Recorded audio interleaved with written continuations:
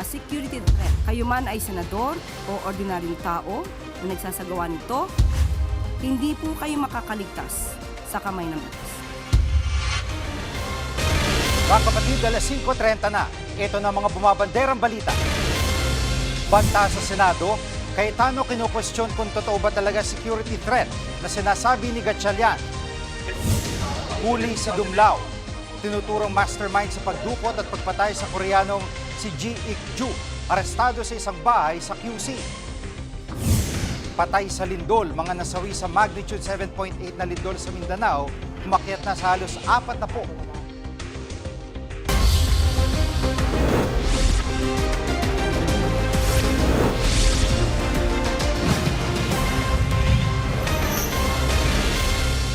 Nag-iwan ng matinding pinsala ang magnitude 7.8 na lindol sa Mindanao. Dumarami pa mga nare-recover na bangkay habang patuloy ang search and rescue operations. Live mula sa Gensa, nangunguna sa balita si News 5 Mindanao correspondent Bril Montalvo. Bril, kumusta na ang sitwasyon dyan at ilan na ba ang bilang ng mga nasawi? Jiggy, isang araw matapos ang pinakamalakas na pagyanig dito sa Jansan, tumambad ang mga pinsalang idinulot ng lindol. Gumuho at hindi na madaanan ang bahagi ng Jansan San Jose Tibuli Road na ito matapos yanigin ng magnitude 7.8 na lindol kahapon. Ang mga rider wala nang magawa kundi dumaan na lang sa damuhan sa gilid ng nasirang kalsada. Nagsagawa na rin ng clearing operations ang LGU sa mga apektadong residente. Personal din niyang ininspeksyon ni Public Works Secretary Vince Dizon. Mayroon ding ospital na nagkabitak-bitak dahil sa tindi ng pagyanig. Ang mga pasyente inilabas na lang muna mula sa hospital building dahil sa aftershocks. Sa pinakahuling datos ng Office of Civil Defense, umakyat na sa 37 ang bilang ng nasawi sa iba't ibang lugar sa Mindanao. 13 dyan ang galing sa Jansan na pinakanapuruhan ng lindol. Higit 1,000 residente naman ang apektado ng lindol dito sa lungsod.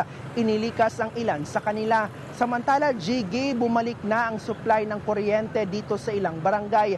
Pero pahirapan pa rin ang linya ng komunikasyon maging sa internet. GG. At Bril, sa ngayon ba ay may mga hinahanap pa rin na mga biktima at pinangangambahan pa ba na madagdagan pa yung bilang ng mga nasawi? Jiggy, dito sa Jansan, 4 na individual ang napaulat na nawawala matapos ang lindol kahapon. Inabutan ng News 5 ang mga tauhan ng Philippine Coast Guard sa kanilang search and rescue operations. Kabilang sa kanilang hinahanap ang magpinsa na edad 8 at 10. Ayon sa pamilya ng mga bata, galing sila sa Maguindanao at nag-swimming lang sila sa beach resort sa Jansan. Nasa dalampasigan raw ang mga bata nang mangyari ang pagyanig kaya posibleng tinangay ang mga ito ng malakas na alon. Bagamat hindi na sila umaasang buhay pa ang mga bata, hiling nila na makita na ang kanilang mga katawan. Pakinggan natin ang pahayag ng kaanak ng nawawalang magpinsan. Nung biglang lumindol, ikuha ko yung bunso ko doon sa pool na isa bago ako nakatakbo doon. Pagtakbo ko doon, ma'am, ang inabutan ko na lang yung malakas na tubig. Parang alon na. Parang nilamon na yung mga bata ba. Pero kahit ganun kalakas yung tubig, ma'am, linusong ko rin yun. Hinabulin ko talaga yung mga bata hanggang sa napadpad na ako doon sa may tali. Hindi talaga, ma'am. Jiggy, bukod sa dalawang bata, patuloy rin ang paghahanap sa dalawa pang pinaniniwala ang natrap naman sa isang grocery store. Jiggy. At Bril, kumusta ang sitwasyon ng mga kapatid nating nakaligtas sa lindol at ano ang kwento nila sa iyo? Jiggy, matinding trauma raw ang inabot ng mga nakaligtas na residente sa lindol. Eksklusibo namang nakausap ng News 5 ang isa sa mga survivor. Sariwa pa rin sa alaala ng 22 anyos na si Riza May ang kanyang dinanas. Nakaratay siya ngayon sa ospital at hindi makalakad matapos siyang madaganan ng pader ng kanilang bahay. Kwento niya, karga niya ang kanyang 3 taon at 3 buwang gulang na mga anak nang biglang gumuho ang kanilang pader. Swerteng agad silang na-rescue ng mga residente. Narito ang kanyang pahayag. Balik kami na Nadaganan kami ng kahoy at mga semento. Yung sanggol ko mabuti lang siya. Pero yung panganay ko nasugatan sa noo. Niyakap ko talaga silang dalawa para hindi mapuruhan. Tapos natumba kami. Yung paa ko ang nabali.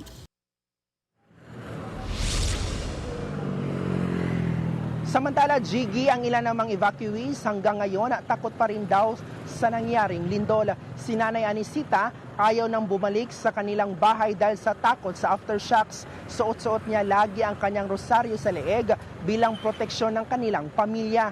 Pakinggan natin ang kanyang kwento. Asa po may magstay ron kayo among balay. Kung uuwi ako, wala din kaming matutulugan kasi nakakatakot sa loob.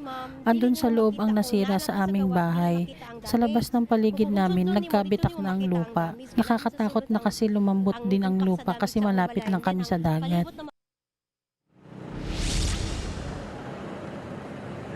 Jiggy, sa ngayon, suspendido pa rin ang lahat ng antas at ang latest, balik sa'yo, Jiggy. Ingat kayo dyan at maraming salamat. Bril Montalvo, live mula sa General Santos City. Nakatakda namang bumisita si Pangulong Bongbong Marcos sa mga lugar na apektado ng lindol sa Mindanao. Live mula sa TV5 Media Center, nangunguna sa balita si News 5 Palace Correspondent Maricela Lili. Maricel, kailan daw bibisita ang Pangulo at anong kanyang direktiba sa gabinete? Jiggy, wala pang partikular na petsa kung kailan pupunta si Pangulong Bongbong Marcos dyan sa Mindanao para inspeksyonin yung mga kapatid natin na naapektuhan ng pagyanig ng lindol. Bagamat siniguro ni Palace Press Officer Undersecretary Claire Castro na oo, plano ni Pangulong Marcos na magpunta dyan para i-check at i-assess yung sitwasyon pero ayaw niya raw kasi makipagsabayan kumbaga doon sa peak ng pagresponde ng mga kapatid natin na naapektuhan nitong lindol dahil mahahati raw ang atensyon. So, inaantabayan na lang natin kung kailan yung eksaktong petsa, Jiggy. At Maricela, anong planong tulong ng administrasyon sa rehabilitasyon ng mga napinsalang struktura dyan sa iba't ibang lugar sa Mindanao? Oo, Jiggy, malinaw naman kasi yung utos ni Pangulong Bongbong Marcos na number 1, i-prioritize yung mga kapatid natin na naroroon sa ospital, particularly yung mga pasyente to ensure na safe sila. Ayusin yung mga ospital kasi isa yan doon sa mga primero uno na kailangan ng mga kapatid natin, especially dyan sa mga nasalanta ng pagyanig ng lindol. Pangalawa, inutusan din niya ang Department of Energy to ensure na merong kuryente yung mga ospital, lalo na para masiguro na matutugunan yung pangangailangan ng mga pasyente. Kanina sinabi daw sa situation briefing sa Malacanang ni Energy Secretary Garin na karamihan daw ng mga lugar na naapektuhan itong pagyanig ng lindol, meron na rin naman daw supply ng kuryente, kaya wala nang problema. Sa ngayon, ang sinasabi lamang daw ni Pangulong Marcos, tiyakin na meron ding enough location kung saan pwedeng mag-evacuate yung mga kapatid natin na hindi pa makabalik sa kanilang mga bahay dahil posibleng na-damage pa ng lindol etong kanilang mga tahanan. Pakinggan natin yung sinabi ni Undersecretary Claire Castro. Inaasikaso po ito ngayon. Nakita po natin kanina po sa meeting. Yan po ang inuna ng Pangulo na ang mga kababayan natin na walang matirahan ay maaari sila munang manatili sa evacuation centers at sa mga provided na tents na sinasabi po ng DSWD. So, hindi po ito pababayaan at nag-ulat din po ang DSWD na kahit po yung mga malalayong lugar at yung mga lugar na hindi po naaabot ng mga sasakyan natin sa ngayon dahil nasarahan po at nagkaroon ng landslide, nagawan po nila ng paraan para maabot po ang mga kababayan natin at hindi po dapat mag-alala sa mga pagkain.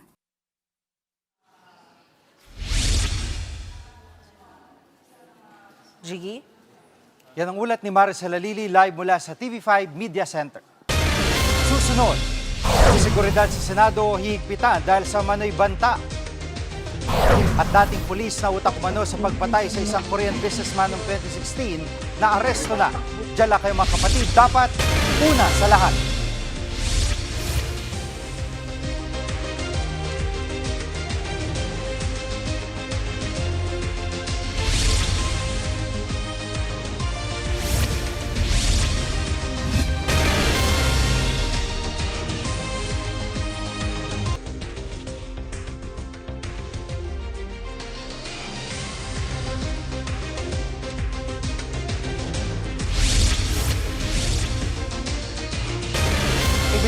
Senator Win Gatchalian ang umano'y banta sa seguridad ng Senado.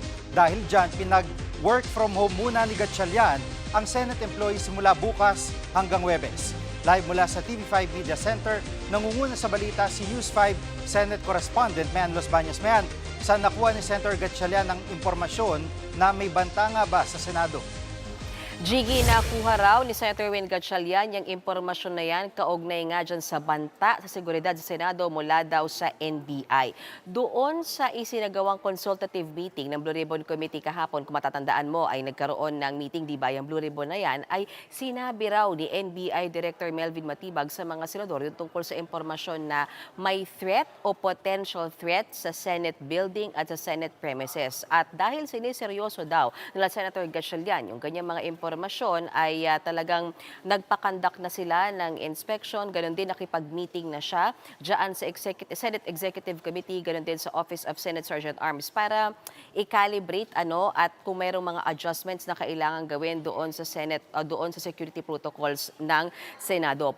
Priority daw syempre ang kaligtasan ng mga senador at nasa 2,000 mga empleyado ng Senado. At nakikipag-ugnayan din ngayon sila Senator Gatchalian sa mga intel offices para tuloy-tuloy nga yung information gathering.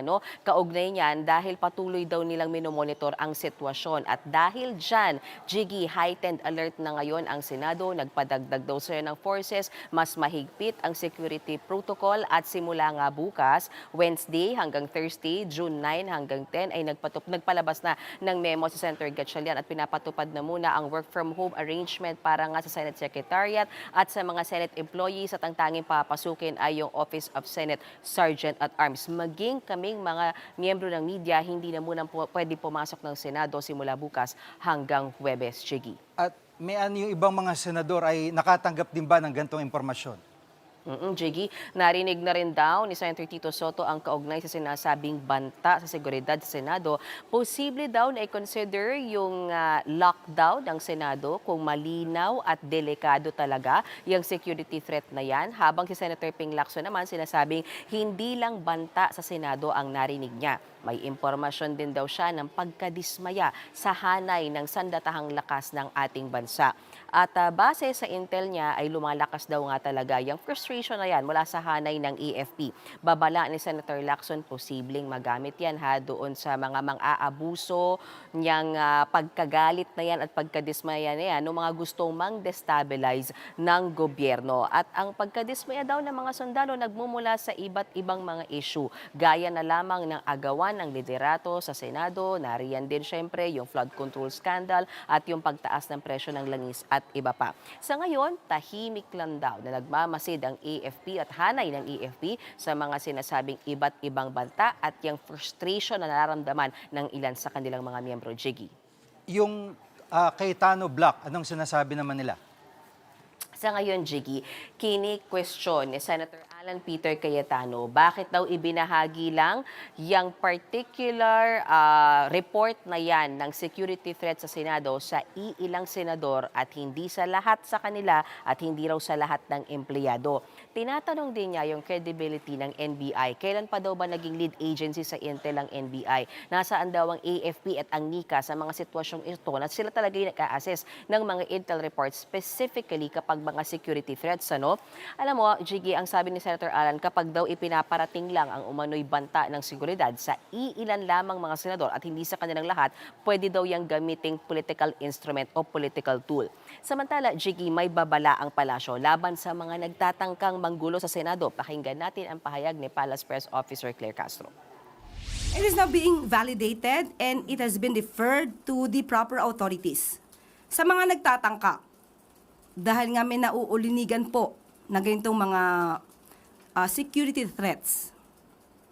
Kayo man ay senador o ordinaryong tao na nagsasagawa nito, hindi po kayo makakaligtas sa kamay ng batas.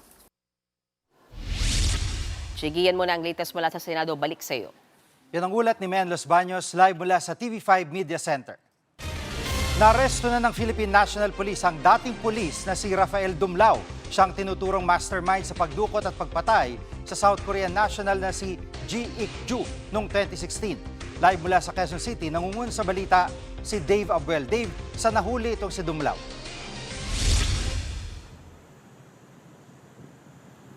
Jiggy, madaling araw kanina nang maaresto ng PNP-CIDG si dating Police Lieutenant Colonel Rafael Dumlao III sa pinagtataguan niya umanong bahay sa Pasong Tamo, Quezon City.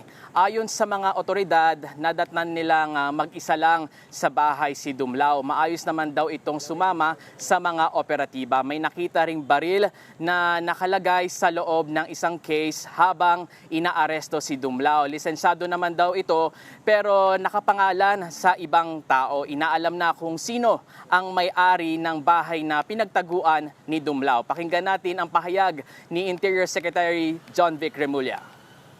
We will pursue all angles and all leads to see how he escaped, who he was with, and to backtrack. Makikita naman sa phone niya yan. At Dave, paano natunto ng mga pulis itong si Dumlao? Jiggy, 3 linggong tiniktikan ng mga otoridad si Dumlao. Ayon kay Remulla, nakatulong daw sa pagbabantay sa kilos ni Dumlao ang kasal ng anak nito noong nakaraang linggo. Hindi raw dumalo sa kasal si Dumlao pero pinanood naman nito ang live stream sa social media kaya nakumpirma ang bahay na pinagtataguan niya. Pakinggan natin ang pahayag ni Secretary Remulla. It looks like he's been there for a while. Hindi namin kalala kung sinong may-ari ng bahay. Pero may informant kami na nakita siya ron. Mataas ang pader niya, maraming puno. Nakita siya ron. Saka namin inakagad yung intelligence. At Dave, 2016 pa nangyari yung krimen. Pakidetalye mo at balikan natin kung ano mga pangyayari noon. Oo, Jiggy, 1 dekada na nga ang nakalipas nang mangyari ang pagpatay sa South Korean businessman na si Ji Ik-ju. No, October 2016 nang kidnapin si Ji sa Angeles City sa Pampanga. Ang idineklara noon ng mga pulis, operasyon kontra droga ang ginagawa nila. Sa pilitan nilang dinala si Ji sa Camp Crame. Isinakay nila ito sa sasakyan at doon sa loob pinatay. Dinala sa punerarya sa Caloocan ang mga labi ni G saka pinakremate. Pagkakuha ng above, linas o itinapon ito sa inodoro para masigurong walang ebidensya. 2017 nang kasuhan na si nooy Police Lieutenant Colonel Rafael Dumlao at 4 na iba pa sa pagkamatay ni G. 2019 nang dinggin sa korte ang kaso pero noong 2023 ay na-acquit si Dumlao dahil umano sa kakulangan ng ebidensya. 2024 naman nang baliktarin ng Court of Appeals ang nasabing desisyon at nakitang guilty siya sa kidnapping at pagpatay sa biktima. Nitong Mayo, naglabas din ng red notice ang Interpol laban kay Dumlao at ngayong araw nga tuluyan na siyang naaresto sa Quezon City. Sa ngayon, Jiggy, hinihintay pa natin yung return of warrant para matukoy kung saan ikukulong si Dumlao. Yan muna ang latest mula rito sa Camp Crame. Balik sa iyo, Jiggy. Yan ang ulat ni Dave Abuel live mula sa Quezon City. Susunod, ang paghahanda para sa ikalimang sona ni Pangulong Bongbong Marcos sinimula na. At halos 2,000 pasahero apektado ng kanseladong flights kasunod ng lindol sa Mindanao. Huwag kayong bibitiw, dapat una sa lahat.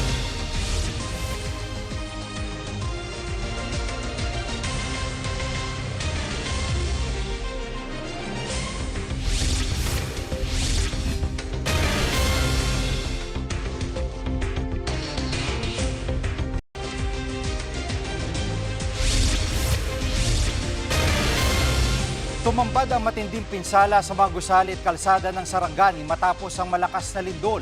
Problema ngayon ng mga residente ang kawalan ng kuryente, tubig at signal. Live mula sa Glan, Sarangani, nangungun sa balita si Gary De Leon. Gary, anong mga bayan pa ang pinakaapektado ng lindol dyan? Jiggy, pinaka-napuruan ng magnitude 7.8 na lindol ang mga bayan ng Glan at Malapatan dito sa Sarangani. Hindi madaanan ng mga tulay sa mga lugar na ito at may mga na-isolate pang ang mga barangay. Sa bayan ng Malapatan, may mga bahay na bumigay.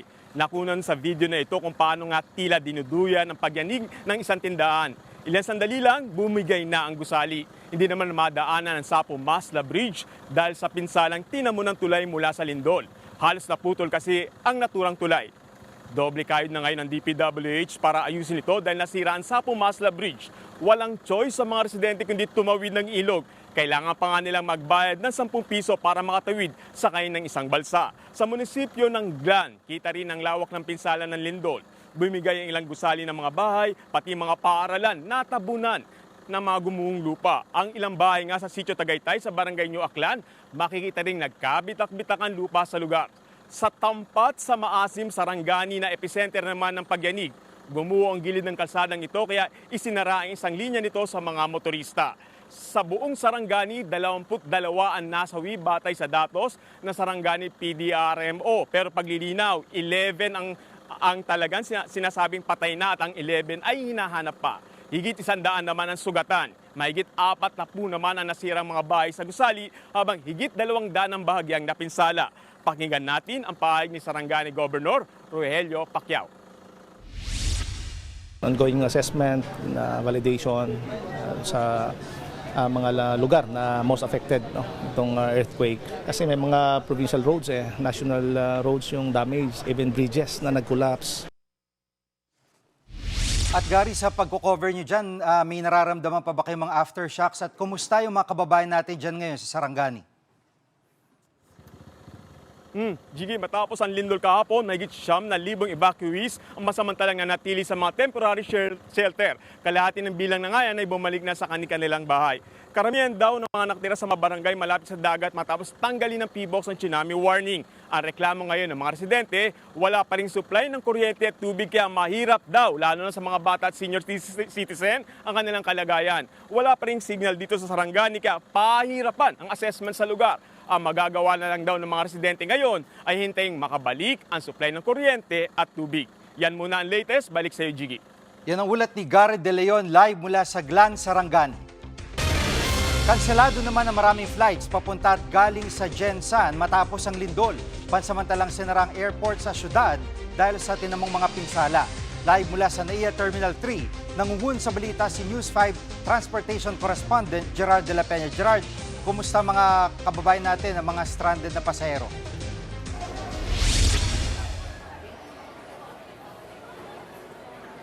Alam mo, Jiggy, sinabi ng mga personnel dito sa NAIA na kahapon talaga yung napakarami mga pasahero na pumipila doon sa mga opisina ng mga airline dito para magpa-rebook o magpa-reroute ng kanilang ticket. Ngayong araw na ito, merong 63 flights na kanselado at ang affected passengers ay nasa 1,751 passengers. So wala tayong nakikitang mga stranded dito dahil madali lang naman daw magpapalit ng ruta ng kanilang flight. Kasi kung ikaw ay papuntang Jensan, pwedeng ang sakyan mo na lamang ay yung papuntang Cotabato o kaya ay yung papuntang Davao. At sa ngayon, sinabi ng mga airline na libre naman ang pagpaparebook o yung pagpapalit ng kanilang ruta. At kung hindi man rebooking, pwede rin magpa-refund o kaya ilagay itong mga pondong ito sa isang travel fund. Jiggy. Gerard, may impormasyon ka na ba kung hanggang kailan isasara ang Jensan Airport?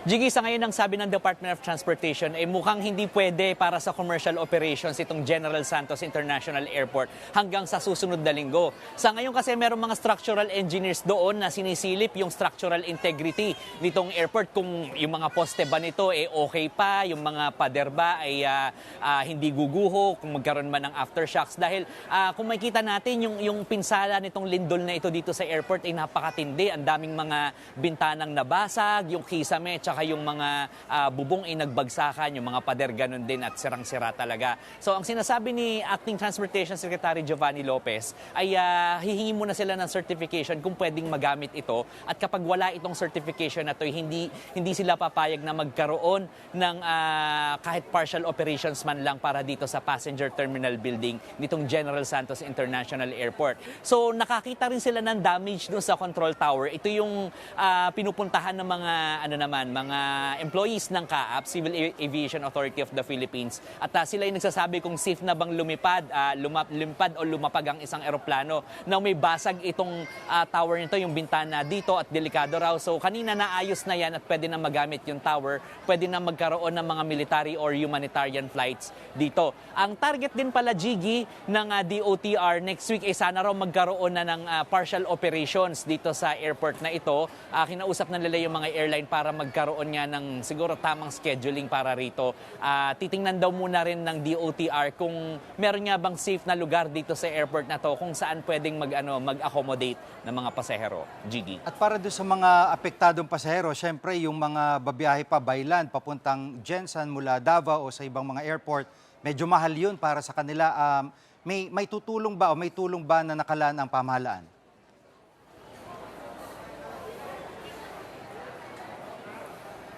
Tama, Jiggy, medyo inconvenient yun para sa mga pasahero. Kasi syempre medyo malayo rin naman yung Davao mula Jensan. I think 2 to 4 hours, 2 to 3 hours ang layo nito. Ganon din kung galing kang Cotabato papuntang Jensan. So ang ginawa raw ng Department of Transportation dito ay inutusan na yung Land Transportation Franchising and Regulatory Board para magbigay ng special permits para sa mga bus na maghahatid, kumbaga sa airport to airport para doon sa mga affected passengers. At yun nga, dahil meron na ring mga humanitarian flights, priority ito sa ngayon para makapagbigay ng tulong dun sa mga nasalanta nating mga kababayan, nasalanta nating mga kapatid dyan sa bandang Jensan at sa Sarangani.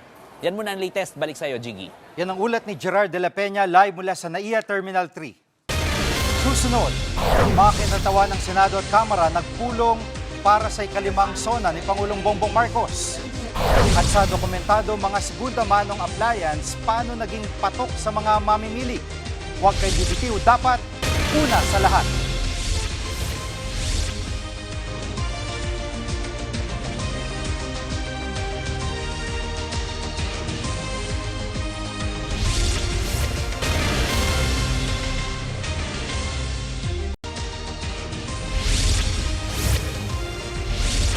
Inumpisa na ang paghahanda para sa ikalimang State of the Nation Address o SONA ni Pangulong Bongbong Marcos sa July 27. Dumalo sa interagency meeting sina Senate Secretary Renato Bantog Jr. na tinalaga ng Gatchalian Block. Kasama niya sa pagpupulong ang kinatawan ng House of Representatives sa pangunguna ni Secretary General Cheloy Garafil. Pumunta rin ang makinatawan ng Office of the President, AFP, PNP at MMDA. Ayon kay Garafil, simple ang gagawing SONA ng Pangulo katulad nung mga nagdaang taon. It will be a simple SONA. There will be no red carpet, no long gowns. As you can see in the invitations that we've prepared, we've specifically mentioned that we're encouraging everyone, keeping it simple but still dignified. Patok sa maraming Pilipino ang pamimili sa mga ukay-ukay. Maliban sa mga damit, pinapakyaw din pati mga segunda manong appliances. Ang kwento dokumentado ni Alvin Pura.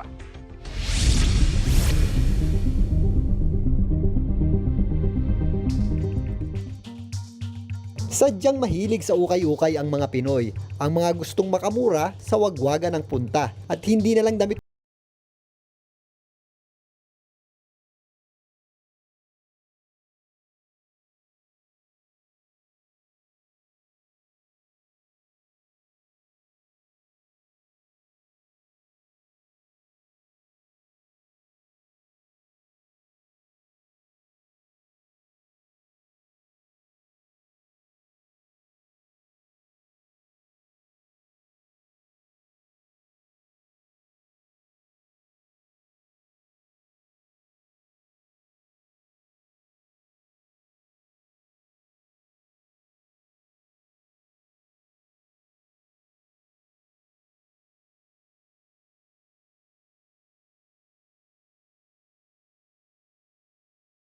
inverter man o non-inverter ang hanap mo, tiyak, meron yan dito. Mga 90s pa, nagsimula na kami dito magtinda.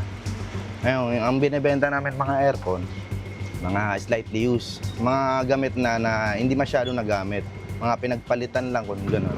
Kaya makikita nyo naman, halos bago pa siya. Saan naman ang gagaling itong mga nabibenta nating aircon?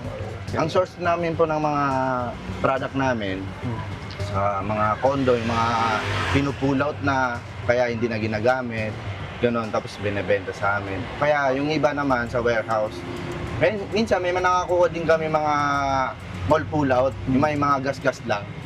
Pero almost brand new pa rin. Nagsisimula po siya sa 4,000 or 5, pataas na po yun. Yung mga 0.5 po, gano'n. Ay, mas mababang power. Horsepower. Then yung mas mahal is yung mga full inverter, tsaka 2 HP. Ang mga customer ni Justin, madalas sa kanilang online store namimili at bumibili ng unit. Online talaga kami nagbebenta kasi kumbaga mas gusto ng tao na sa bahay na lang. Ayaw na lumabas. Kasi sobrang init din.